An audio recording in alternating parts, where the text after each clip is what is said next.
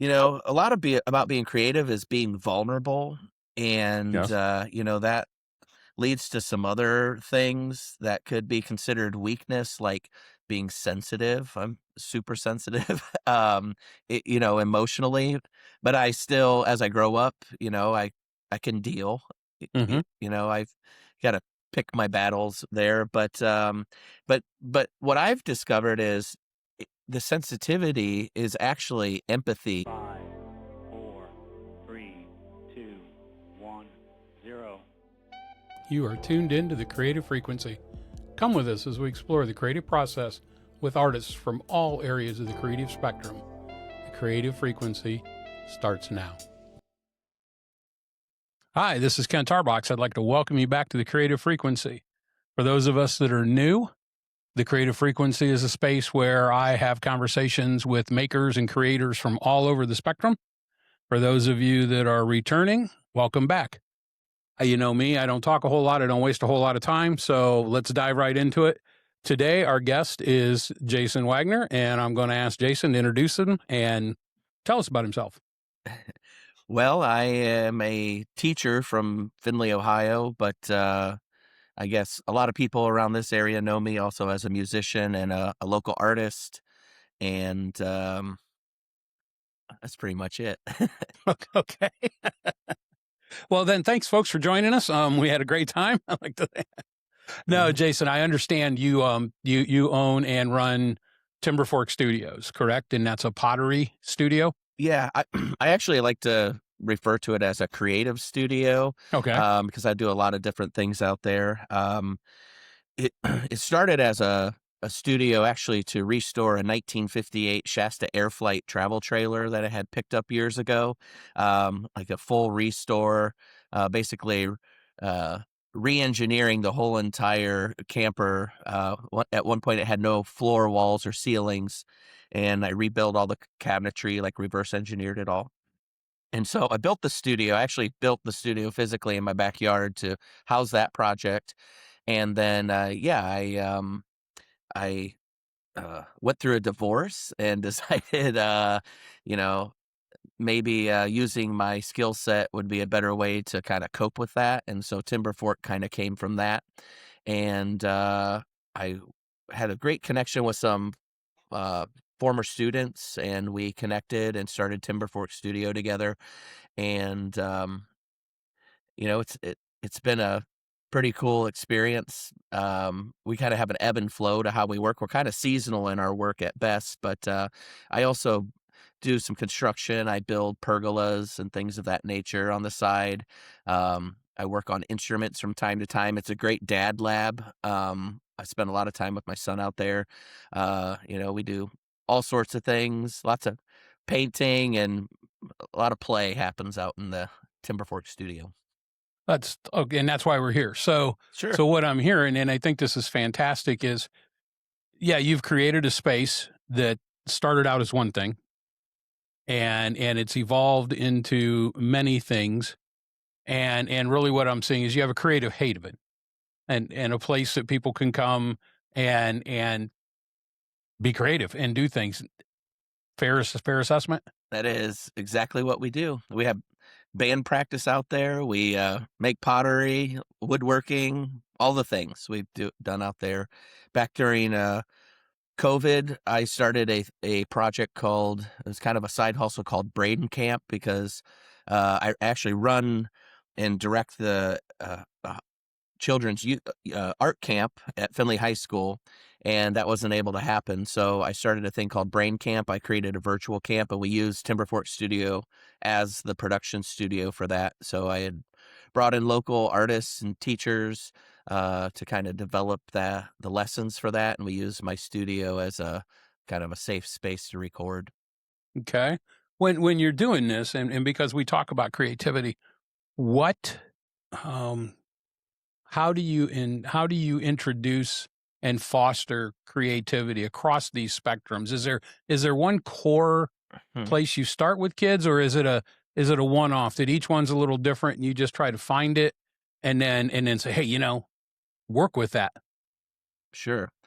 Um, well, I've been the ceramics teacher at Findlay High School for over a decade, or I guess I should say I was. And, I learned a lot about that there. I stick kind of to, um, developing empathy is like a huge part of it. You got to get the kids in their feels because I actually believe that creativity is something that you're born with, and then it's taught out of you. There's a gentleman named Sir Ken Robinson who was really big on that. Yep, familiar Um, with him. and I kind of when I discovered Ken Robinson, I it changed my whole trajectory as an art teacher and as a maker myself. But yeah, a lot of play, and I always invite failure, because that's the greatest way to learn is to fail. Um, and so, I could go down a whole nother rabbit hole about just how creativity and education they don't play well together. I mean, I just don't believe in grading has a place in a creative environment. Um, and so that's kind of been a big inhibitor to a lot of what I've tried to do through my career as an art teacher.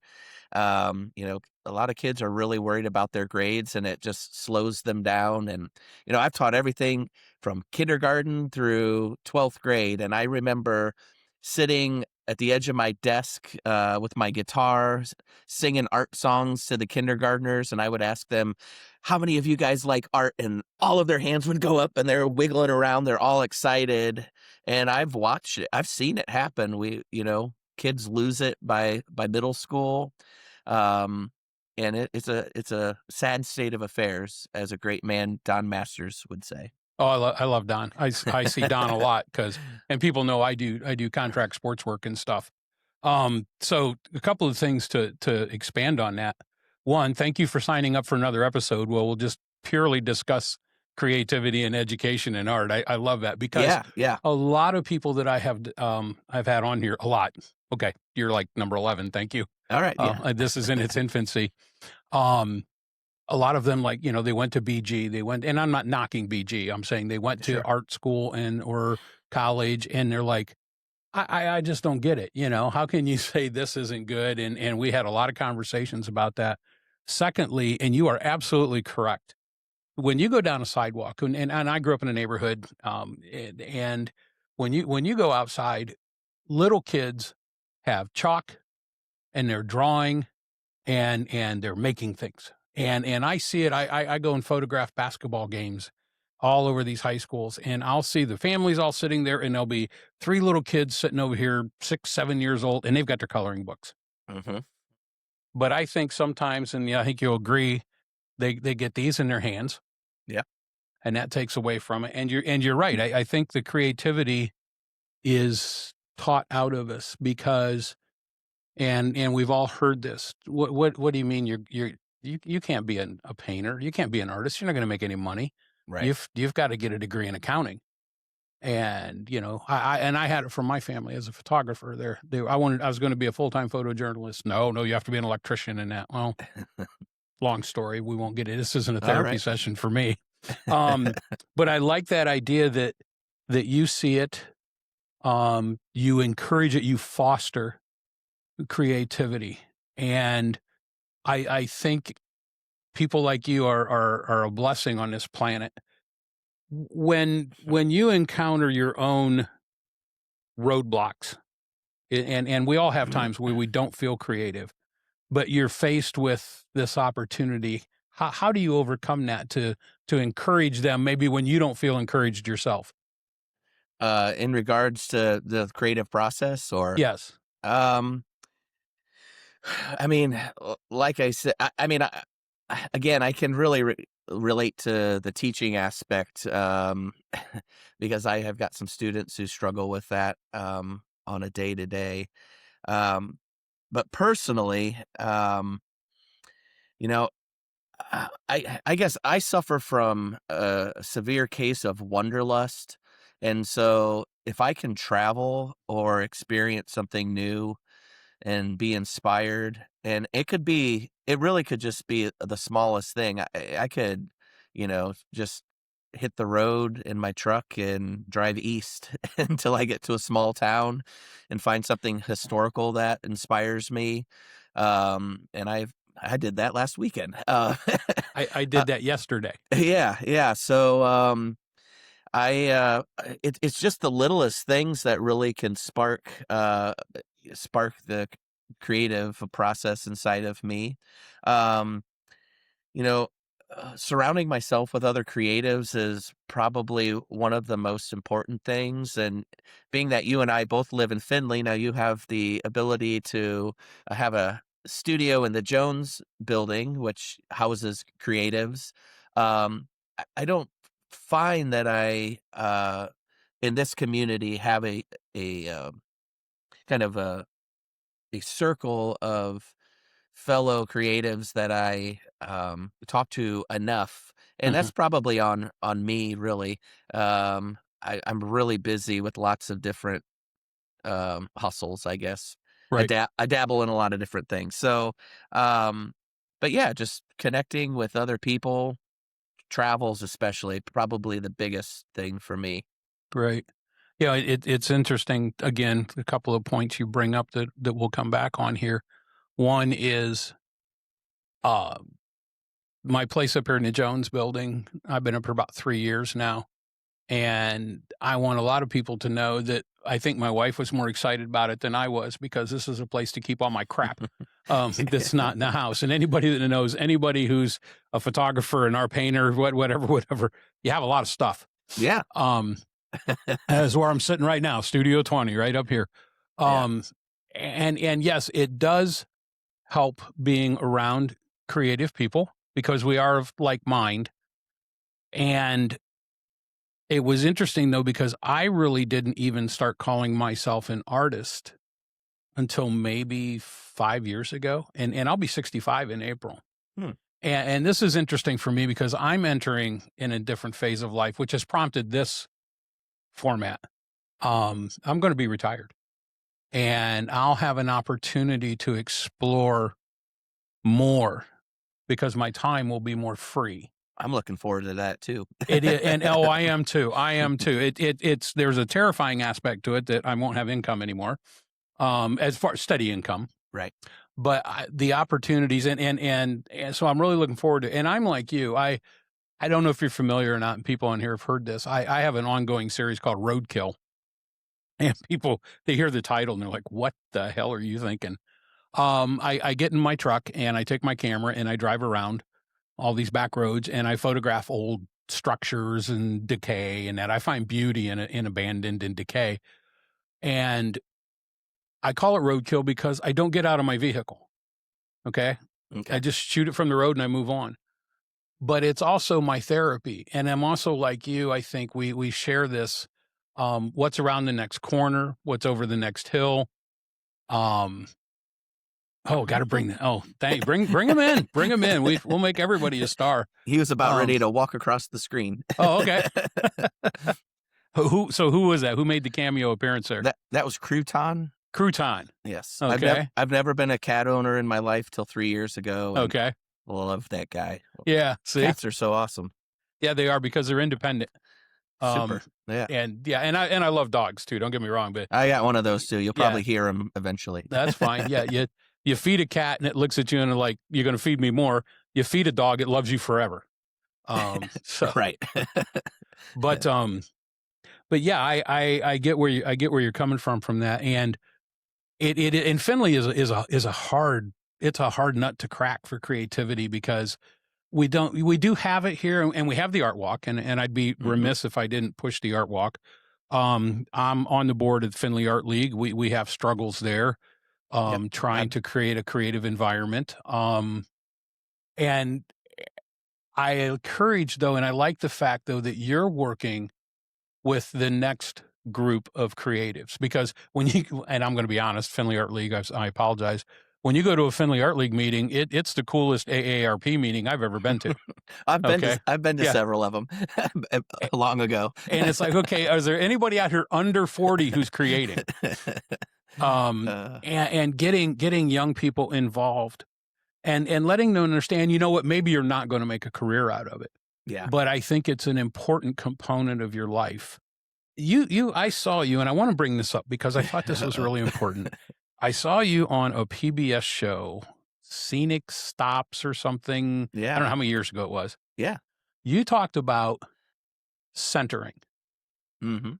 and if I'm correct, if I remember correctly, Centering the and clay, yeah. centering the clay, but how you take that and expand that from the wheel to life. Sure. Can you expand on that a little bit for us? Um, well, yeah, I I read this really good book at one point. It's called Soul Work in Clay, and um, what I had taken away from it was that there's a very mindful approach to pottery, and I witnessed this also firsthand in the classroom.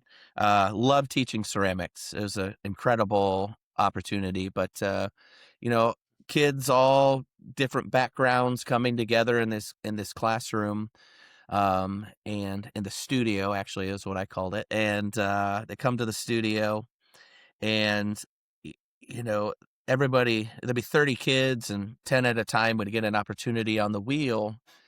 But, these kids are, man, walking through the halls. They have different struggles, uh, a and I was really starting to see the parallel. If a student brings drama into the classroom and they sit at the wheel, they generally are unsuccessful. They're more so thinking about whatever happened at home, happened with friends. And so I started telling kids very passionately that when you sit at the wheel and you put your hands on the clay, I want you to take a deep breath, and I discuss gratitude and be grateful for the moment that you're in. You're in a safe space uh, here in school. You're invited to fail. So there's no, you know, you don't have anything to worry about. If you are worried about it, it's on you. So clear your mind and put your hands on the clay, and you have to be mindful when centering. And I would say if you can't center your mind, then you won't be able to center your clay. And and then what you breathe in, you breathe back out through the clay. And it is ceramics is there are a lot of great parallels. I mean, even just clay itself derived from the earth, Mhm. and been around for millions of years, and the opportunity to get to work with it and create. Uh, then and I know you didn't ask this, but No, no, this is the opposite side of that is just to watch somebody have a successful experience, especially somebody who was really struggling, or they find peace in coming to that creative space every day and sitting down, and they find rhythm in it. And I mean, I've got to experience this firsthand dozens and dozens of times, and it's led to some incredible relationships with students.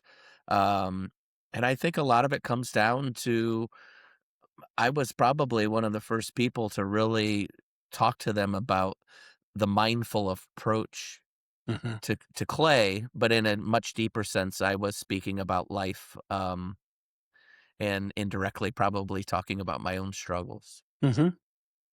And see, and that's I have had a lot of I grew up in Fostoria, in the '70s, and, um, I had a childhood, and that was fine, and it wasn't the greatest, it wasn't the worst, but you were just expected to, you get out of high school, you're gonna go work in the factory where your stepdad works, you know? Yeah.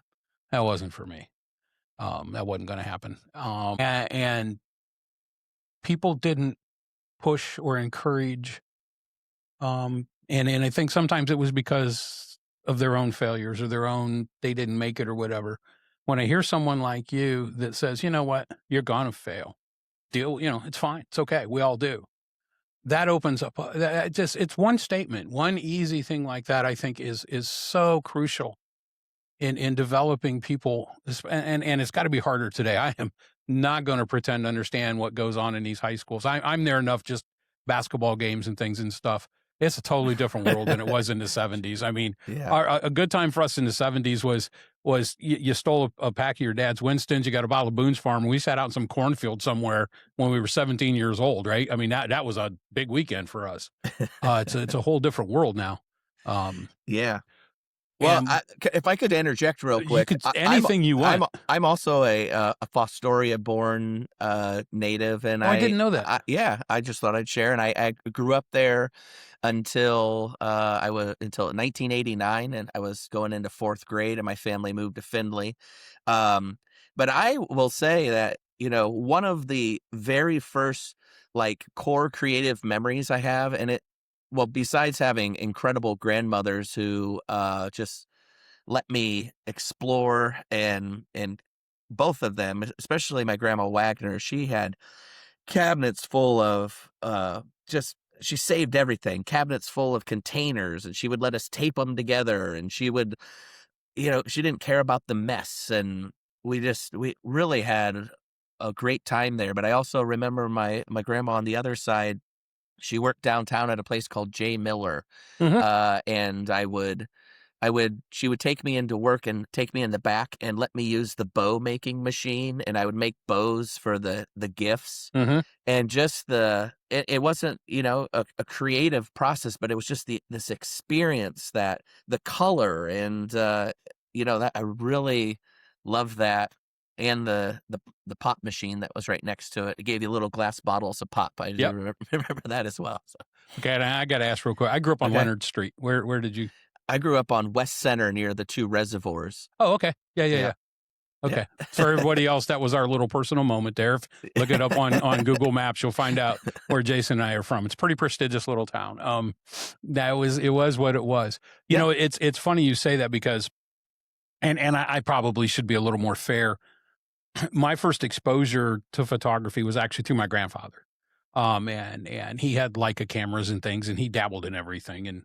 And I just, I picked up a camera one time, and I get it now when I hear people say, the first time I picked up a guitar, or the first time I sat down behind a piano, or the first time I picked up a camera, it was just felt right.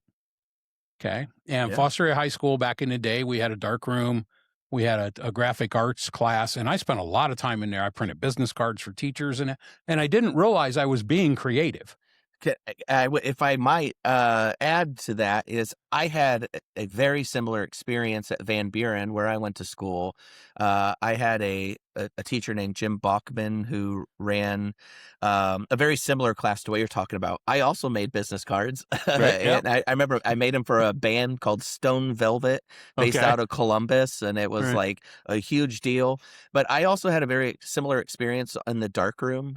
And I didn't mean to cut you off there, but No, no, no, it kind of no. plays into what an experience I had yesterday, because I'm also very passionate about photography. I don't know if you know this about me. And I did not. I did go So, to, I went to the Columbus College of Art and Design, and still based media was, the minor I pursued. I was one class from getting that, but, I loved working in the dark room. I got, mhm, and in black and white and color. mhm, But one thing I was discussing, and it kind of relates to creativity, is, how when digital photography came along, and then eventually, once it entered our phones, everybody became a photographer. Um, how it really, the effect that had on what people think about creatives, because now everybody's a photographer. And you probably understand this, even better than me, because you are a professional photographer. But now, what I'm seeing with AI, and I could go, oh, this could that's be a another episode. We this can could do be a another one. whole nother segment, but, Yep. I may have found a co-host. Um, Hey, yeah, super passionate about the AI piece of it too. So I don't want to change the direction of our no, that's what conversation. this is all about. But I've experienced it just this week alone. People making designs, and letting AI make the designs, and they really feel confident that they uh made that. And I have a whole philosophy behind that, but Yeah. we'll stay on the course on creativity. We really should talk about it sometime, because Well, I'm going to pitch it here now. I'm okay. starting because again, I'm going to be retired, and my wife, if she's like, if you don't stay busy, you're going to drive me crazy. Sure. I'm going to start a separate channel on YouTube called Free Range Photographer, where we're going to talk photography more so than we do here. Because here I love this. I've had people on here that blow glass. They paint, Yeah. they draw, they're illustrators, they work with pottery. I had a poet on here. And I love that conversation. But I'm Mhm. very passionate about everything you just mentioned. Yeah. I could turn this into a 6-hour podcast if I didn't have to go to the grocery store today. Right, yeah. Well, you gotta get So those groceries because of this y- snowstorm coming. of course. Right. And we're going to get 2 inches. So That's what I've been saying. yeah. So it Sorry. went no. This is I love this. And I'm sure other people do too, because everything we're talking about, I'm sure there's someone out there, if you're listening, you've had that moment as well. I want to ask, when did it kind of hit you that you liked or you discovered this creative side? And you said about your Nana's house and stuff, Yeah. and that's cool. And you got to play, but when did you kind of put the two and two together that, this is not just me being a kid, this is Right. part of me? When did that happen for Hmm. you? I'm gonna be honest, I think that it was what I told you. I think Okay. when I was a kid, and I'm gonna be, very honest, I still think I'm a I'm a Yeah. kid. Um, A lot of people and waiting for me to grow up too. right, right, and I've been accused of it, several times in my life, but, a lot of about being creative is being vulnerable, and, Yes. that leads to some other things that could be considered weakness, like being sensitive. I'm super sensitive, emotionally, but I still, as I grow up, I can deal. Hmm. I've got to pick my battles there, but what I've discovered is the sensitivity is actually empathy that Hmm. I've had since a very young age. I can't speak enough about empathy and how it plays into the creative process. Because man, when you're passionate about something, it's really easy to be engaged. In We were talking earlier about how I kind of bring that out of students. I think about the one project in particular I used to do where I would have the kids make Native American coil pots. Well, art teachers do this all over the country. That's a project, but I go on a deep dive down that rabbit hole. I like to share the TED Talk with Aaron Huey, who's a National Geographic photographer who spent time on a reservation in the Dakotas, and really got to meet these people. And it tears your heart apart when you watch this. And I started sharing that video, and then I noticed the kids' work was actually improving. The kids were taking time to design, um, maybe culturally appropriate, these little Native American pots. But to me, it was about understanding indigenous people. It was more about Hmm. making this little pot. And that empathy piece really improved the buy-in to the project. So again, I'm everywhere, but that is, No. This again, this is everywhere. This that's this my is creative brain. this is the brain. This is the creative process. It's funny you mentioned, because my creative journey started in high school.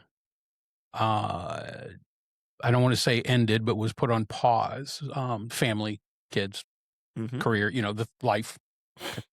Um, Thankful my daughter wanted to get into photography in high school. I don't know if you remember Chelsea or not. I do, yeah. And so she's got the camera, and I'm like, oh God, here we go, camera. Need it, here we go. Got back into it. Uh, did it as a source of income as a photojournalist. Mhm. Never took the time to be creative and do my own work. And I was this close to quitting. And my wife said, the problem is you're shooting for everybody else. You're not shooting for yourself. And my wife's the smartest person in my life. And I thought, and women sometimes have your muse, what has a way of, kicking you upside the head, and you go, oh, yeah, she's right. Um, and even then, though, I didn't know what it meant to be creative. And so somebody said, well, you should take some photos, put them in a show, Okay. So I did that. Now I'm being judged. And I learned quickly, if you're looking for validation, that's not the way to do it Right. because nobody knows what goes on in a judge's head. Stop. And when I finally figured this out, and this was a key moment for me, stop shooting for other people. Shoot what you want to shoot, put it out there. They're going to like it. They're not going to like it. It doesn't matter. I like it. Right. And if somebody else likes it and takes something from it, great. If you don't, you know what? There's another photo hanging on the wall next to it. Knock yourself out, right? I take the exact same approach with my music. Now I do write, but primarily, I'm side hustling. I mean, because I want that money. Yeah, You money. know, Yeah, I'm not allergic to money. Trust me. right? Um, And I have learned through the years. I mean, I played music in high school, and I played with a fella in college. Did the coffee shop thing, and then I got out of college, and I was in a band, and but we weren't playing for the money back then. We were just playing to develop our chops, and hopefully meet a girl or something. But anyways, I really in regards to that and what you're saying about being judged is, I've developed a very curated set list through the years, a lot of it is very emotional, and I know it's not what other people do, and I remember specifically playing in Tiffin one time, and the owner just was not into what I was doing. I'm like, dude, just hire the next person. Right. And then randomly this past year, somebody approached me at the bourbon affair here in town, and she said, I remember watching you for the first time in Tiffin, and you were playing Johnny Cash and the Avett Brothers and all these things that nobody was playing, and we fell in love with you, this couple, and they've been back to see me several times, but they came up and shared that story with me, and it was like, that's funny because I remember specifically the owner of that bar, like, Right. being like, "No, this isn't gonna fly." Right. And, I'm in my feels, I'm in my creative feels, I do feel like an artist when I'm performing. I'm not out there trying to do karaoke, I'm really trying to do something, and, you know, I don't know, that's just something else that I experienced. It's very similar, being judged and stay in the course to what makes me happy. Hmm. That's cheap therapy out there, belting Yeah. it out, putting yourself out there like that. I really don't care what, people think at this point. I I tell my wife that the photography is cheaper than therapy, and she's like, nothing that you do in This is cheap. the creative process is cheap. She says therapy would probably be cheaper. Yeah, those Um, guitars are pretty expensive yeah, too. yeah, and yeah, because they don't give away cameras and podcast setups and MacBooks and things for free. But it's interesting because I one of my first experiences showing in a show was at the Lima Art Space, Mhm. and my wife was unable to attend. She had to be out of town, and so I'm standing next to my photo that was juried in first time, and I'm like, wow, big deal. I got a couple photos Nice. in. And there were these two women standing there, and they had their little glass of wine. Anybody's been to an opening, they know, the drill. You get your little cheese Sure. tray and your little glass of wine. And Yep. they walked up to my photo, and I do black and white work 99% of the time. And they looked at me, and they looked at each other, and they said, it wouldn't be a photo show if there wasn't a photo of some black and white cemetery with some weird looking tree in it. And I was gut punched, right?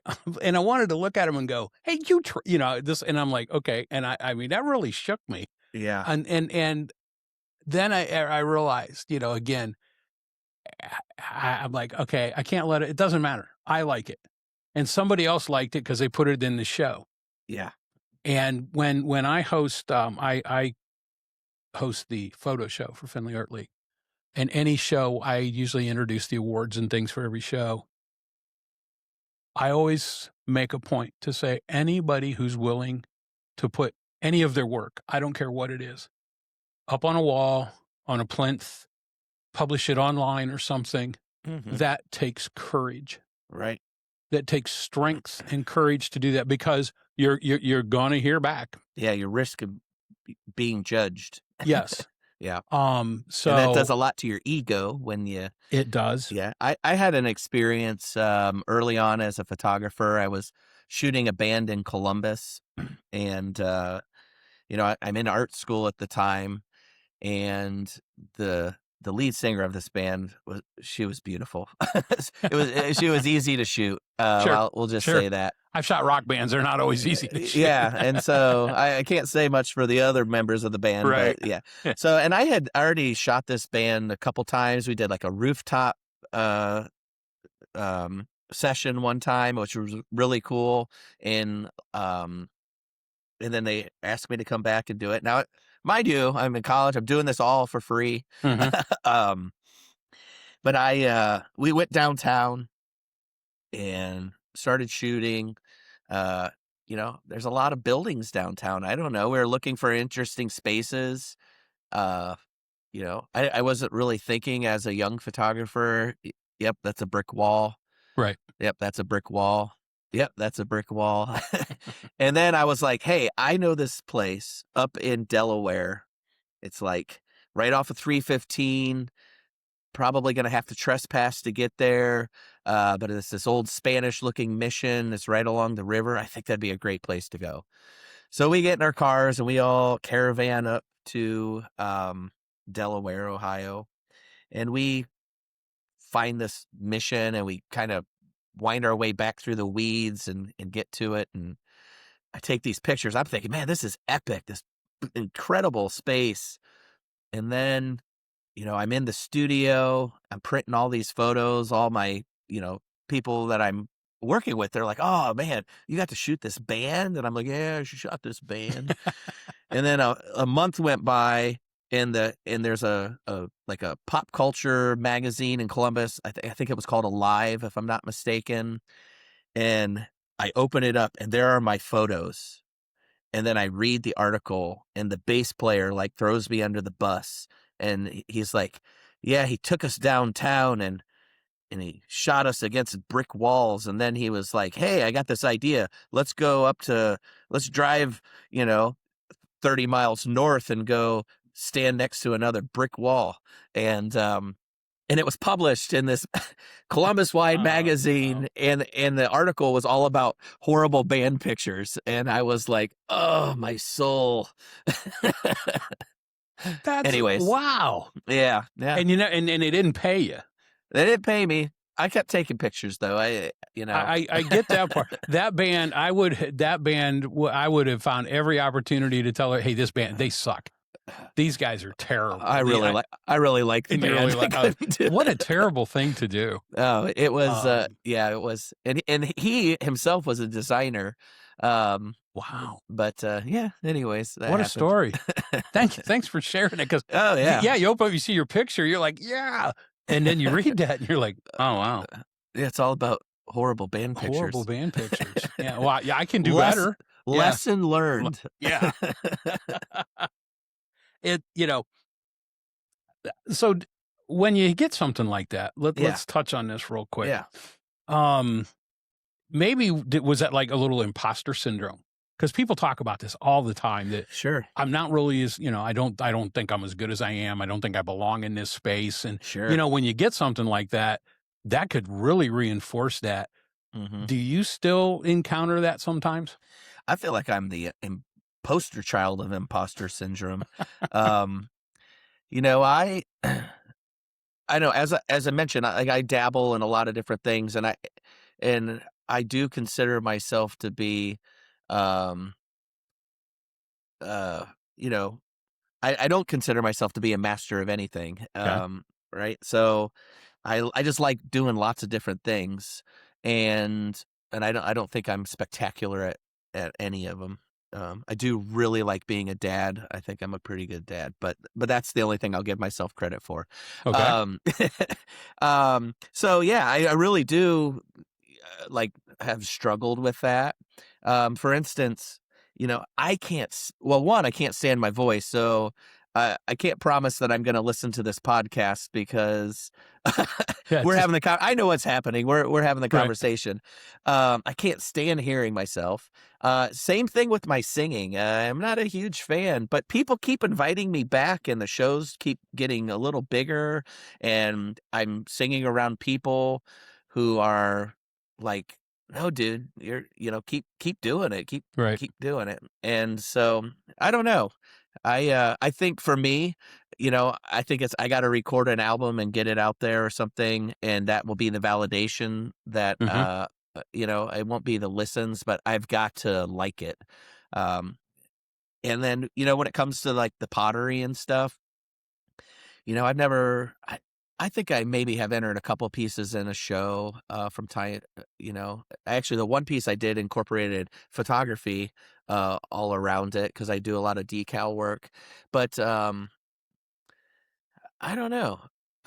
Like I said, I'm the poster child of imposter Okay. syndrome because I really don't. I'm not. I don't, here's another example. We have this thing in our community. They call it the Best of Findlay. Yeah.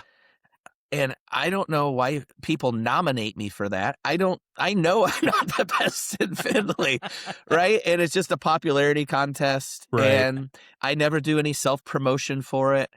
But people, like, nominate me for that. Like, one of them was for the best, artist. I think it was visual artist.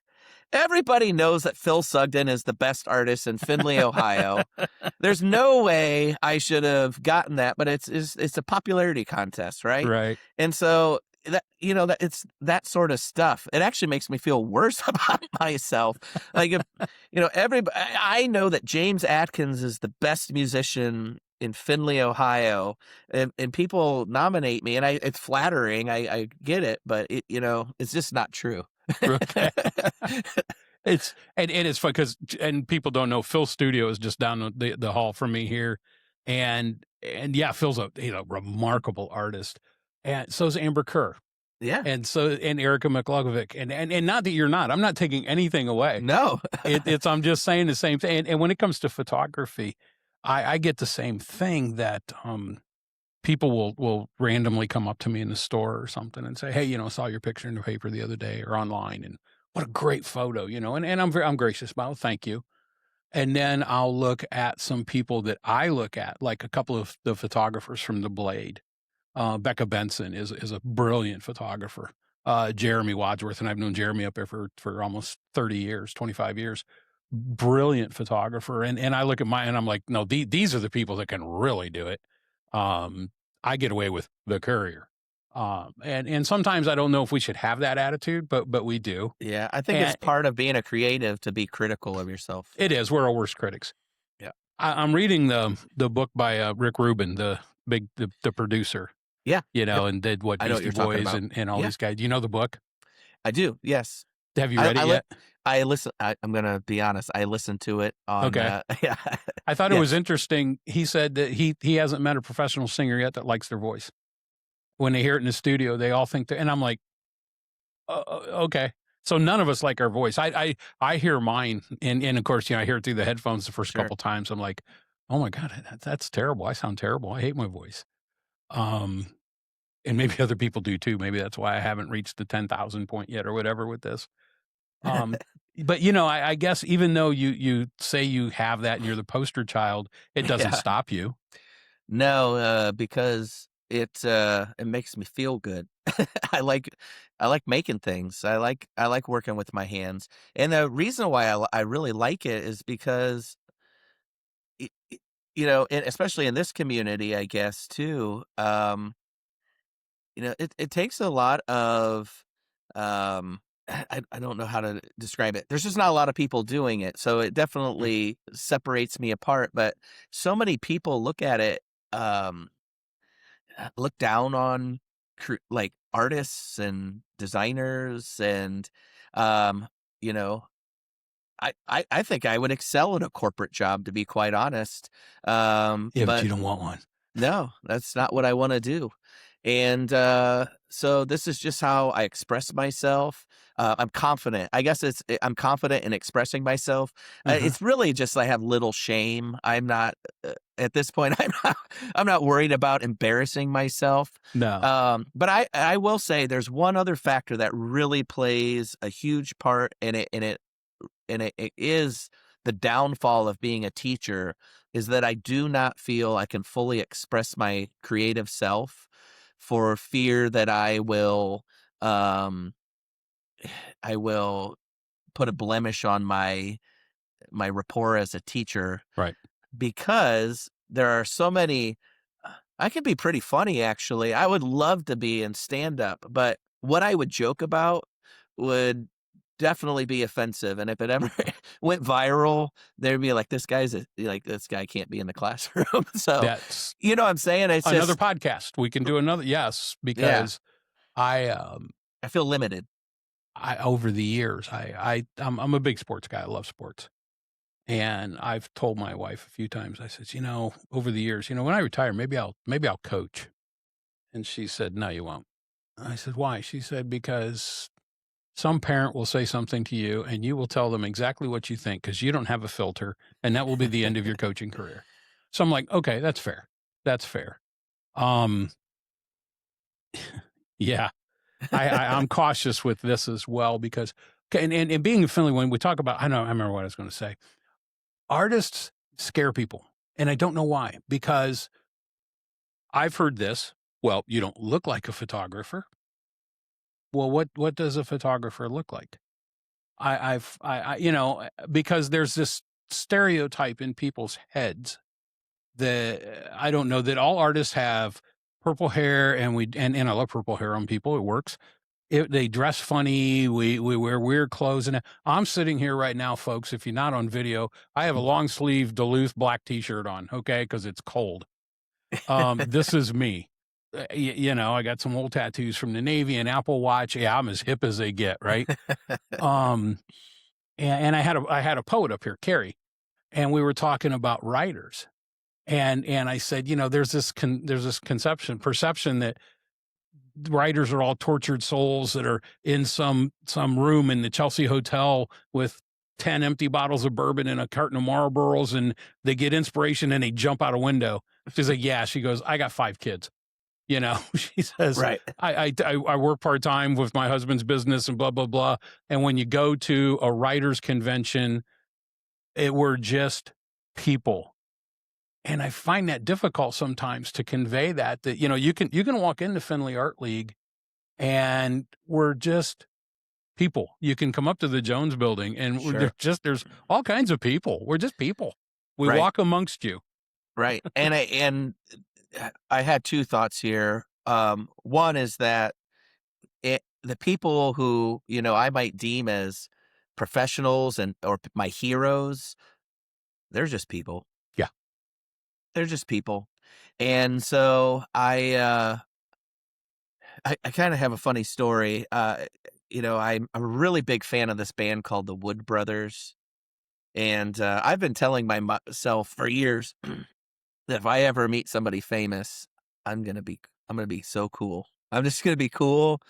Because ultimately they're just people, right? Yeah. And I know that. And I was up in Ann Arbor sitting outside a bar on a nice spring day one year with a buddy, and we went to go see this band, the Wood Brothers, and the lead singer, he's got a very uh, a look about him that is very recognizable. He's got this long hair, and I was kind of sitting there with my head on a swivel, and my buddy, he probably thinks that I was checking out all the ladies, but what I was really doing was I was looking for this guy, the lead singer. I really wanted to meet him, and I saw him. And I put my beer down and I was like, that's Oliver Wood. And I went running and I went running around the corner and I saw him and I went running and I got up to him and then I told him how big of a fan I was and I like fangirled him and I like totally melted down and I did get a selfie with him and then Okay. I walked away and I think I cried inside a little bit. And anyways, He's just a person, and he was so nice. I was so disappointed in myself, in that moment. Anyways, I So digress. no, no, you don't because I and I'm going to say this, and it's going to sound awkward at first, and it's not self promoting. Um, there's a couple. There's some photographers that I follow, and I don't follow a lot of people because I don't do that, and I don't want to say it's hero worship, but I don't do that. And you've got to do something really spectacular to hold my attention. It's not because I'm some elitist snob or something. It's just I only have so much time. Sure. Harry Borden is one. He's a huge. He's photographed everybody. He's out of the UK. But I've had an opportunity to. I've photographed Carole King, from Tapestry. And down at a downtown place down here one time, she was at a political rally, and we're in the back room. I'm sitting next to her, and we're just chatting about the weather. I wasn't talking about Tapestry and Carole King and her. Oh no, how was Paul dating Paul Simon and blah blah blah. Sure. I'm just chatting with Carole King. You were cool. I was cool, I guess, right? Because yeah, because I don't want to say I'm not impressed, but I look like, and we know everybody from Findlay, Ben Roethlisberger. Mhm. I've been in locker rooms with Ben. I've sat and talked to Ben. Nice guy, big guy. He's a quarterback. Okay, great. Yeah, sure.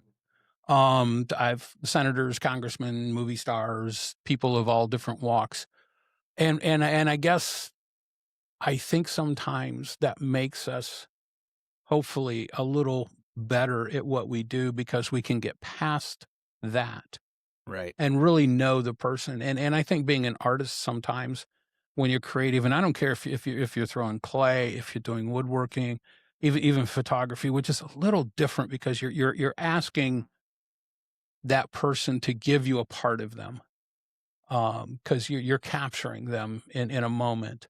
It's a relationship. And what I've heard from you we've been at this for 51 minutes now, and it's been a wonderful conversation, is your approach to creativity is so relationship and empathy based. And you're really one of the first ones that's really brought that out. And I thank you for that. That's and I think that approach is a wonderful approach to have. Yeah. I mean, there's certainly a vulnerability to that, and I think at some point along the way, I just doubled down on it. That I feel like you know my journey seems to help other people along the Mhm. way. My vehicle is education, but you know all of the other things. That's why I can't wait for retirement because I can't wait to Right. do all the other things that I've been dying to do. Don't wish Um, your life away. yeah, Okay. I It won't. happens quick. I'm realizing that as I watch my son grow up here. Yeah, I'm Um, in an age where I've got some replacement parts. oh, Yeah, yeah. well, So they're yeah, not OEM anymore. yeah. I'm walking around on a boot right now, Oh, so okay, yeah, I yeah. get I've got it. a bionic knee and some things, but it's all good. It's like talking Um, to my future me out there. I hope not. So before we wrap this up, and again, I want to thank you. You've been very gracious with your time and been very open with us. Is there something I didn't ask or something you want to make sure people hear before we wrap this up? Man, I really feel like I could talk. I always wondered how like Joe Rogan can do like a 3-hour podcast. Now I get it because I think I could keep talking about this stuff for a long time. But I really I don't know. I think we hit it all. It sounds like we should talk again. That way we can pick up where we left off. But We're going to we're gonna do it outside the aspect of creativity and talk a little more specific on yeah, some focus. Yeah, if I really appreciate this. if I if I could say anything, I really like wholeheartedly believe in the Sir Ken Robinson approach that education kills creativity, and that we're treating creativity if it's just a another thing, and there's value in creativity, and it's it has a cost, and it has there's a price to it, Mhm. and I do believe that everybody has it, but not everybody has it forever. And you have to You have to work at it and nurture it. You have to exercise your creativity. And I think that people who are on the struggle bus creatively, um, myself included, uh, but people who lose touch with it, I think that it can be found again. And I've profoundly witnessed that and been privy to helping people rediscover that. And that's something that I can confidently say that I am good at. Great. Yeah.